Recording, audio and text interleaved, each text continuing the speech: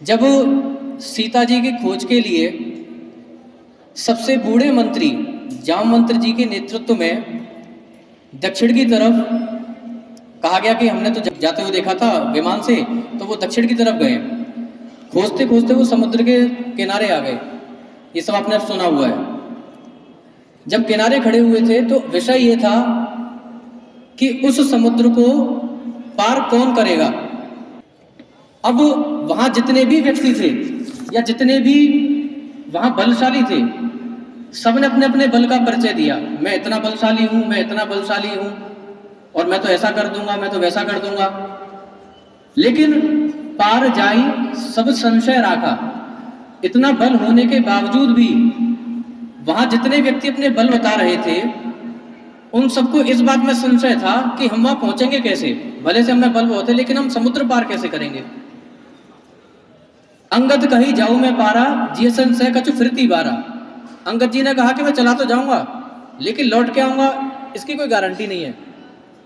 कोई कह रहा है कि जा नहीं सकता, कोई कह रहा है कि आ नहीं सकता।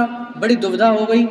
और दक्षिण की तरफ समुद्र है, समुद्र के पार जाएंगे तब सीता जी की खोज मिलने की संभावना है, पता नहीं मिलेंगी भी कि नहीं मिलेंगी। हनुमान जी उन सब में शांत हैं। हनुमान जी का मैंने इसलिए उदाहरण दिया क्योंकि जो छात्र होते हैं वो हनुमान जी के ही रूप होते हैं। उछलते रहते हैं, कूदते रहते हैं, ज्ञान का भंडार होते हैं, गुणनिधि होते हैं। हनुमान जी बिल्कुल शांत हैं। किसी ने कहा कि सब अपने अपने बल का बखान कर रहे हैं, आप अपने बल का बखान क्यों नहीं कर रहे। हनुमान जी ने कहा कि मैं अपने बल का बखान तो तब करूं जब मेरे अंदर बल हो, मेरे अंदर तो बल ही नहीं है। फिर कहा कि आपके अंदर बल नहीं है। सब तो ये कहते हैं कि आप तो अतुलित बल धाम है। बोले हाँ, अतुलित बल धाम हूं, मैं धाम हूं, लेकिन जो अतुलित बल है वो मेरा नहीं है। ये ऐसे ही है जैसे कि किसी कमरे में कोई घर बन रहा है और उस घर में कोई तीसरा व्यक्ति आके सीमेंट की बोरी रख दे, तो जिसका घर है वो उसकी थोड़ी सीमेंट की बोरी हुई, वो सीमेंट का जो कट्टा है वो उसका हुआ, वो वास्तव में जिसने उसको वहां रखा है। तो हनुमान जी ने कहा मैं अतुलित बल का धाम तो हूं, और मेरे अंदर जो अतुलित बल है वो उस प्रभु श्री राम जी का है, वो मेरी वजह से नहीं है।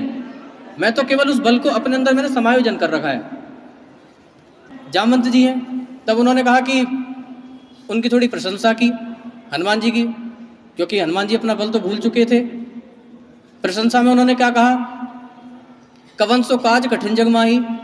ऐसा कौन सा काज है जो तुम्हारे लिए कठिन है, तुम तो बहुत बलशाली हो। हनुमान जी को कुछ नहीं हुआ। उन्होंने फिर कहा, पवन तनय बल पवन समाना। आप तो पवन के पुत्र हैं। अगर कोई किसी के दादा परदादा की थोड़ी तारीफ कर दे तो थोड़ा सा बल आ जाता है, तब भी हनुमान जी पर कोई प्रभाव नहीं हुआ।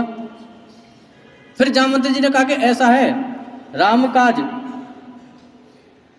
जैसे ही राम काज का उन्होंने नाम लिया, हनुमान जी को तुरंत अपनी सारी शक्तियां याद आ गईं और वो अपने पूरे दम में आ गए।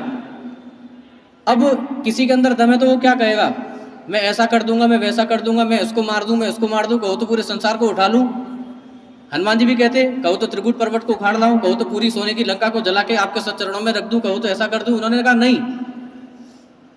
कहु तात सीता सुधि पाई। आप उन्होंने कहा कि केवल सीता की सुध लेके आनी है, सीता जी को देख के आना है कि वहां है या नहीं है। आप वहां पर कुछ करना मत, केवल ये बताना कि सीता जी वहां है तो किस अवस्था में है, अगर अवस्था में भी है तो वो वहां सुरक्षित है या नहीं है, बस इतना सा काम हमें बताना। वही काम हमारा हुआ। अब इसका इससे क्या संबंध है उसको भी मैं थोड़ी देर में बताता हूं। IIT का नाम सबने सुना है।